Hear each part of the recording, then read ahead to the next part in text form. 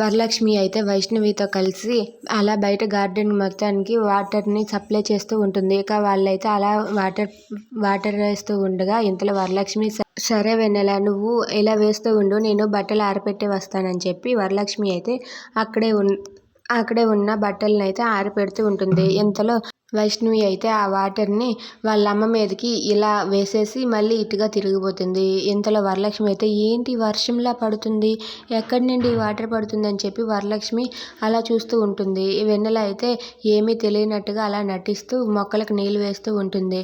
అది చూసి వరలక్ష్మి అయితే వెన్నెల, నువ్వే కదా దొంగ అని చెప్పి వెన్నెల దగ్గరికి వెళ్ళి పైపుని లాక్కొని వెన్నెలను కూడా పూర్తిగా తడిపేస్తుంది. ఇక ఇద్దరు కూడా అలా ఒకరికొకరు తడుపుకొని ఆడుకుంటూ ఉంటారు.